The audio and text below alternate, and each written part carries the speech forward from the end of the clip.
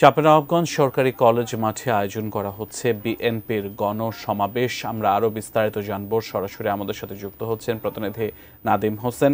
নাদিম, বিএনপির মহাসচিব মির্জা ফখরুল ইসলাম আলমগীর আজকে রাজশাহী এবং চাঁপাইনবাবগঞ্জ সফর করছেন। কিছুক্ষণের মধ্যে চাঁপাইনবাবগঞ্জে বিএনপির গণসমাবেশ অনুষ্ঠিত হবে। বিস্তারিত আপনার কাছ থেকে জানতে চাই। আমি এখন চাঁপাইনবাবগঞ্জ সরকারি কলেজ মাঠে অবস্থান করছি। কিছুক্ষণ আগেই শুরু হয়েছে ঘোষিত পদ্মা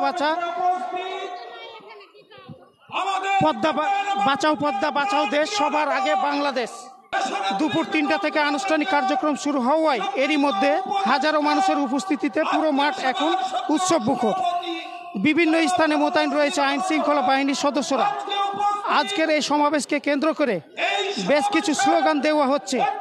বাঁচাও পদ্মা, বাঁচাও দেশ, সবার আগে বাংলাদেশ। এছাড়াও রয়েছে চলো জি ভাই হারগে পদ্মা বাঁচাই। আয়োজকরা বলছেন পদ্মা নদী রক্ষায় জাতীয় দাবি আদায়ের লক্ষ্যে এই গণসমাবেশের আয়োজন করা হয়েছে। সমাবেশের প্রধান বক্তা হিসাবে কিছুক্ষণ পর বক্তব্য দিবেন বিএনপির মহাসচিব মির্জা ফখরুল ইসলাম আলমগীর। এছাড়াও বৃহত্তর রাজশাহী বিভাগের জাতীয় নেতৃবৃন্দ মঞ্চে উপস্থিতি আছেন। আয়োজক কমিটির সমন্বয়কের দায়িত্বে আছেন সাবেক সংসদ সদস্য মোহাম্মদ হারুনুর রশিদ।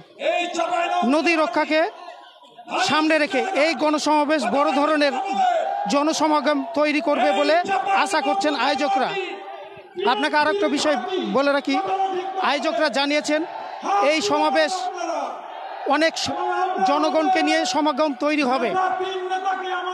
আমার কাছে চাঁপাইনবাবগঞ্জ সরকারি কলেজ মাঠ থেকে এই ছিল সর্বশেষ।